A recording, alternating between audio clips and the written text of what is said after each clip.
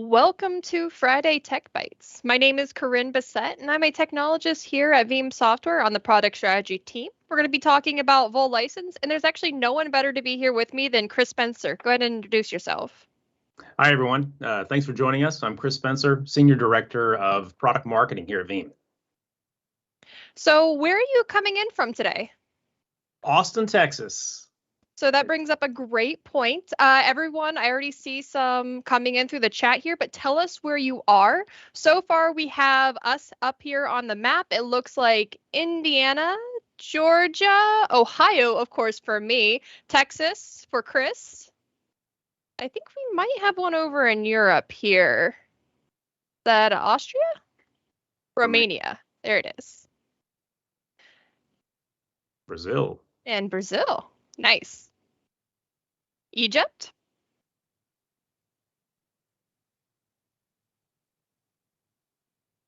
All right, so let's kick it off with the primary reason we're here. There's a change coming, isn't there? Yeah, it's something that's been in the works for nearly 4 years, and we've communicated this out to our customers back in November. Basically, what we're doing here is we're accelerating our ability to deliver more capabilities to you, our customers. By expanding more of our capabilities across what we see as an ever increasing hybrid ecosystem, providing more backup flexibility for your workloads so you can change and move as you wish, and then further getting away from what we like to call workload specific licenses, or something that can only function for one type of workload. We at Veeam want to help you protect all of your data across all of your workloads, whether that be on-prem, in the cloud, virtual, physical, applications, you name it. And to do that, we announced something called the Veeam Universal License back in 2019. And so basically 3 years since that time, and now we're looking at what's next. And what's next for us is to do an official end of sale of our per CPU socket licenses. And this will happen on July 1st. And as I mentioned, we communicated this to customers back in November. And there have been a few other rolling reminders and tips and tricks that have been extended to the customer base as well. You make a really good specification there. This is end of sales, not end of contracts or end of anything else. We're just not going to be selling this kind of license anymore. So you're still going to be able to use what you have. So we don't want to scare anyone. Now, if you have any questions throughout this entire presentation, drop them wherever you're listening from, and we'll get those relayed back to us and make sure Chris down here answers those questions accurately. Now, there's some top questions that we already have prepared here on the next slide. And the first one, and I say one of the most important, is what does this mean to me? So, Chris, can you go over what this would mean to the individual company, the small business, the large business who might still be using some of those socket license? Yeah, absolutely. Really, the answer is in most cases, it means nothing. And what I mean by that is, if you saw on the previous slide, customers have three options. And their first option is do absolutely nothing. That really does apply here. If you're happy with your licenses, you have enough, you're protecting what you need, you don't need to change or grow or move from protecting VMware or Hyper-V on premises to something else, then your option is literally do nothing. Just keep using what you're using. We're not taking anything away. And more specifically, when we look at those customers who have socket-based licenses, most of the time, and the data that we see is over 90% of those customers, when they go through a hardware refresh cycle, that hardware is more capable. They can do more with that piece of hardware than they could in the past. So generally speaking, we see very few folks who need to purchase more of the socket-based licensing. So what does it mean for you? Most likely nothing. If you are going from on-premises to cloud, then it means something to you. You already know that's the case, and you are already aware that the Veeam Universal License, or VUL, is what's required for a lot of the workloads outside of just VMware and Hyper-V. So that is a great first question. If I'm just staying in my own data center, And just to reiterate, and I don't plan on moving to the cloud yet. It's not in my plan yet. And I don't plan on deploying any more machines. I don't need to do anything right now other than make sure my perpetual is still there, correct? For sockets. Yeah, that's right. You Perfect. don't need to do anything else. But And if I'm maybe moving to NAS or other types of workloads, it would be a good consideration. um, if you're seeing the need to protect NAS, enterprise apps, AWS, Azure, or Google workloads that are running in the cloud, physical workloads, Windows, Linux, Mac, Unix, you name it, any of those things, Nutanix hypervisors, Red Hat virtualization hypervisors, any of those, if you need those, you're going to have that VUL license anyway. And you can have a socket license and a VUL license centrally managed in the same environment. But when you do that, the only caveat is that socket license has to be used for VMware and Hyper-V. You can't protect some VMware and Hyper-V with sockets and some VMware and Hyper-V with VUL. So that's the one big caveat that's been in place since 2019. So nothing new there. Okay, so we're going to go ahead and take a look at the map while we let some of these questions spool in here because we are starting to light up. We'll start off with the United States, it looks like here.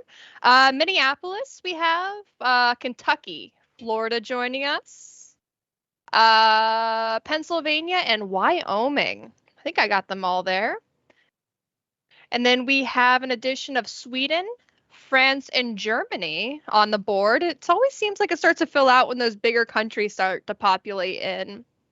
Uruguay and Ecuador next. And then we have Kenya, Lebanon, and India on the board over here in. Yep.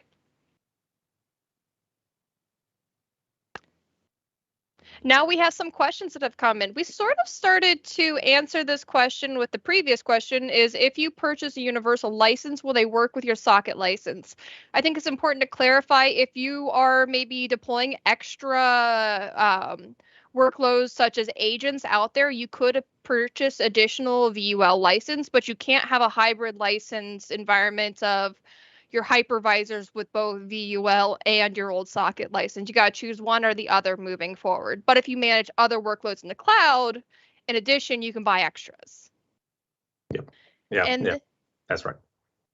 And you have some calculator or something that can help you evaluate if you'll win or lose in the conversion to vols, or is it something that they should get in contact with maybe the renewals department and it's a case-by-case scenario? It's definitely a case-by-case scenario.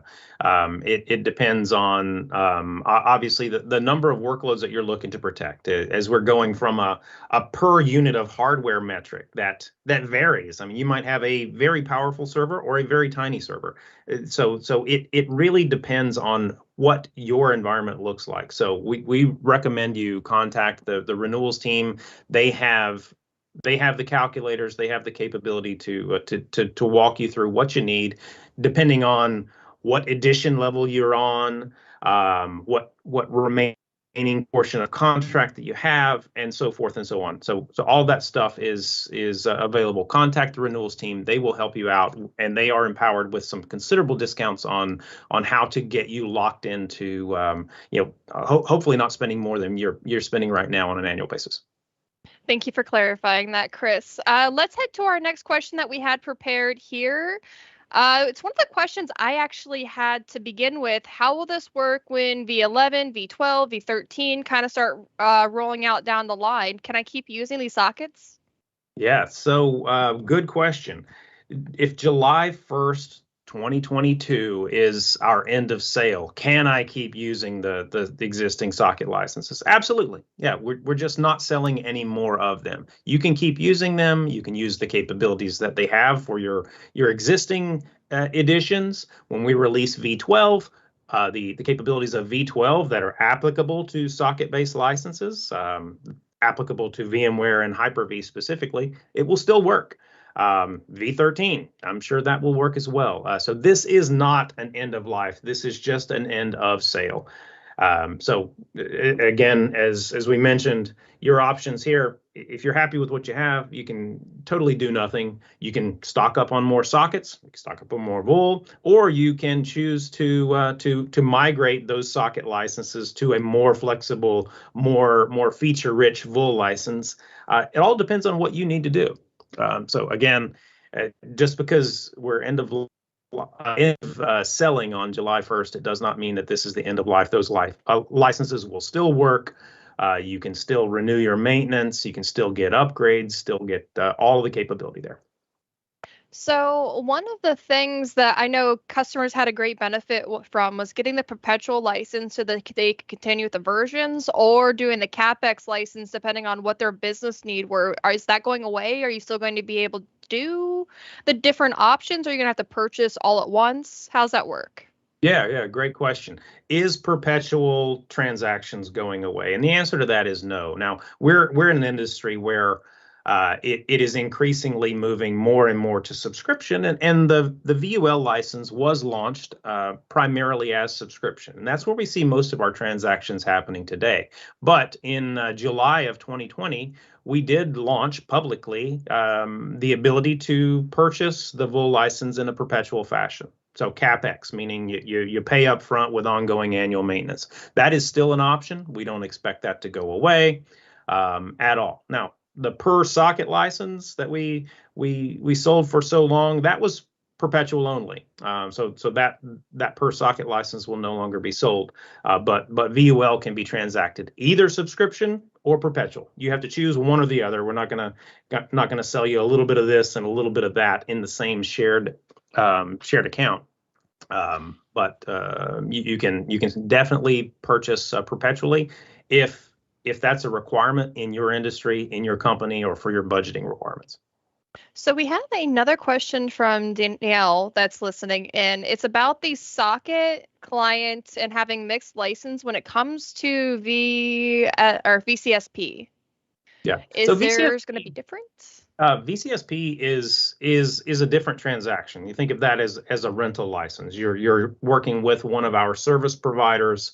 The service provider is offering a service to the end customer. Now, we may have customers that are running some of their own stuff and are leveraging service providers to run Veeam for them. You're not going to be mixing those particular contracts or accounts together. So there is no mixed scenario with some VOLs, some sockets, and some rental together. Those will be separate contracts.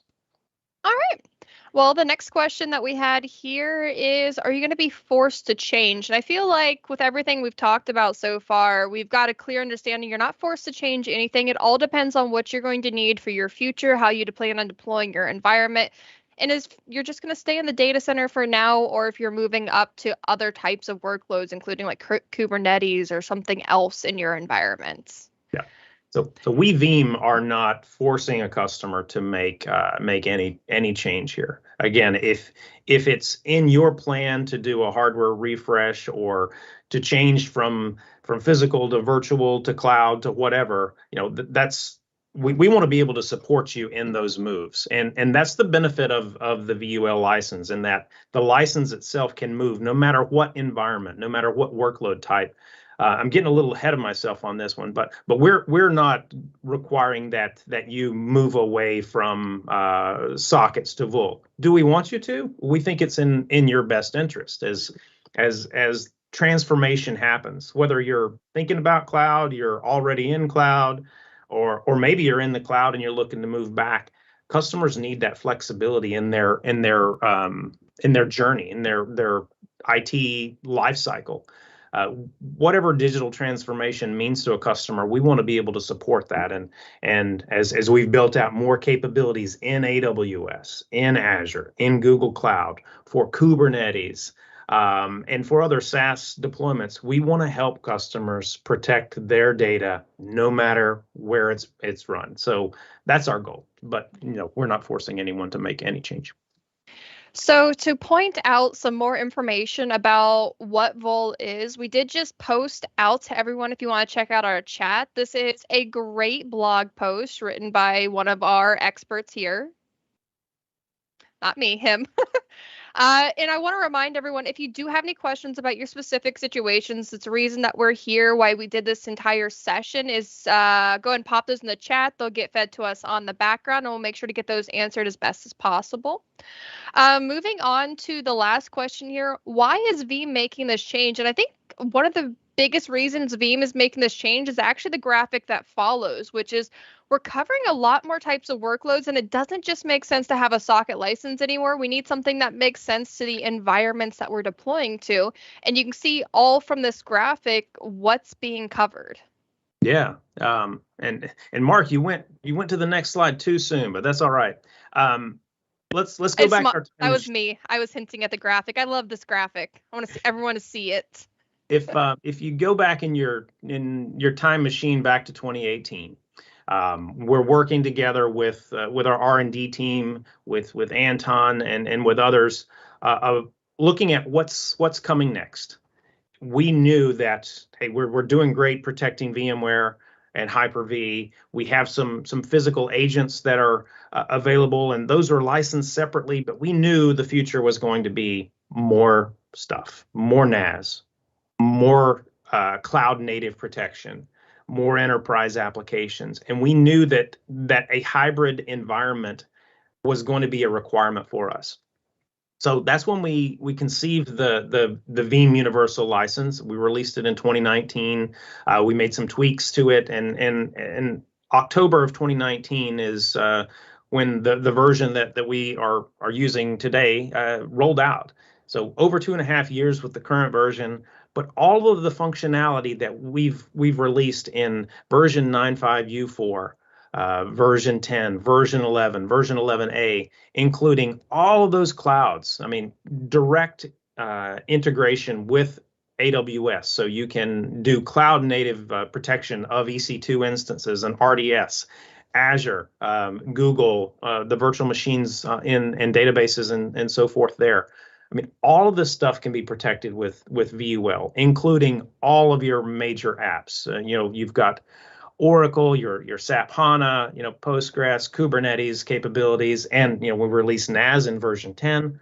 All of this stuff requires the VUL license, and only the one thing in the upper right corner, vSphere and Hyper-V, can be protected with that socket license. So we wanted to give a more inclusive license option for the customer, so they can protect whatever they need, as opposed to continuing to have to buy a license for VMs, a license for physical, a license for cloud, a license for NAS. We bundled it all together in one.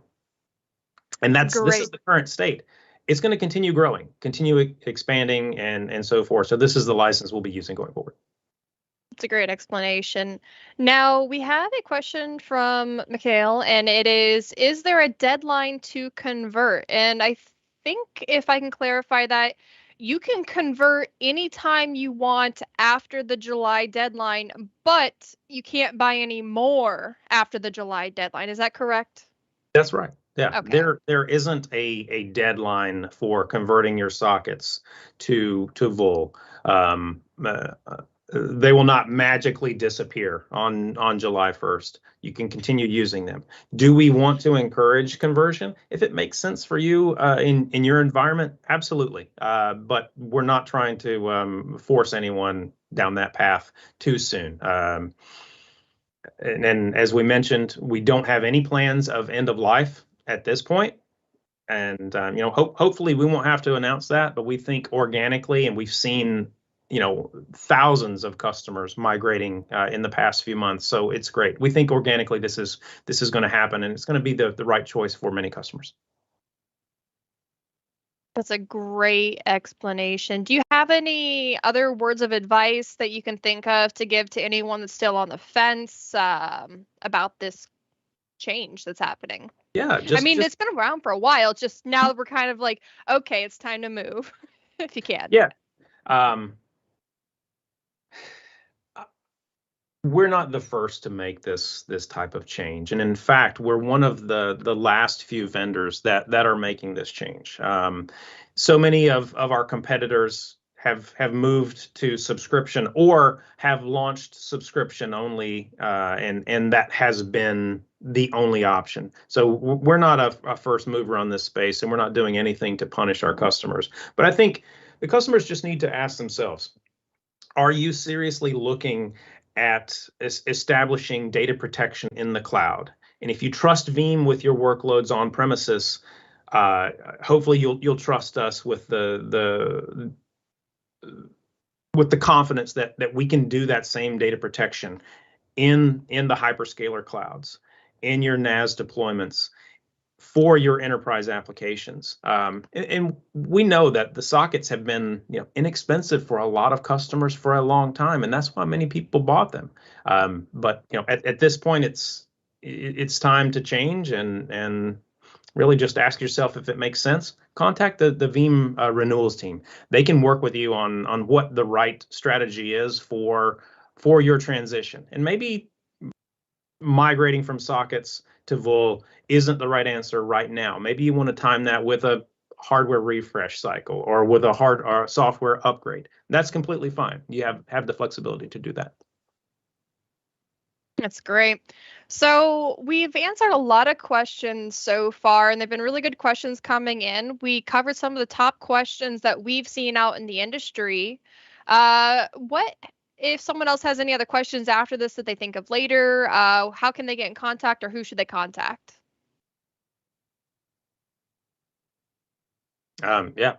Reach out to our renewals team for sure. And I think we can get that link put in the chat directly for anyone, so that they're able to go to www.veeam.com/renewal, not plural, renewal. That should get you to a small form that you can fill out. Once you filled out that form, someone will get in contact with you to cover that.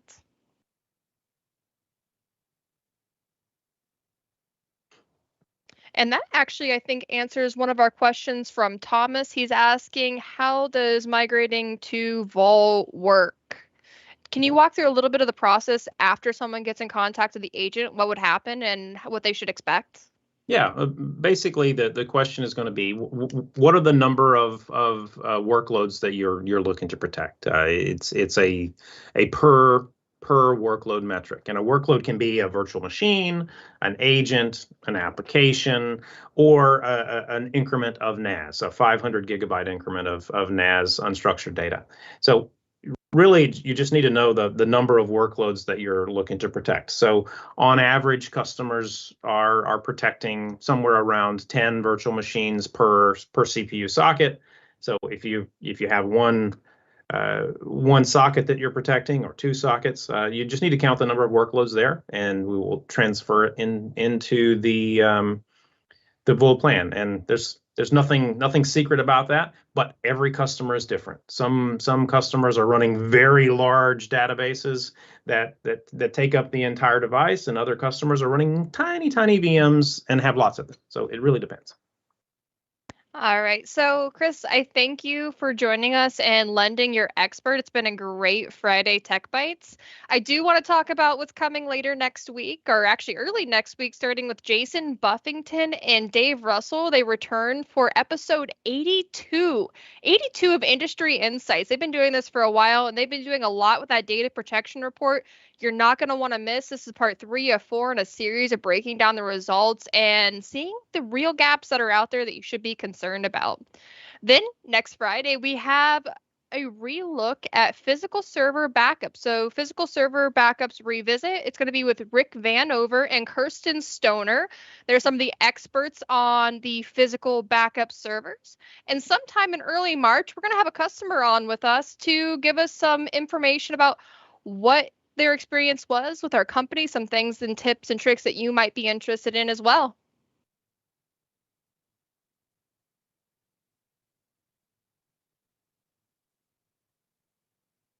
Bye. See you later. Thanks for joining.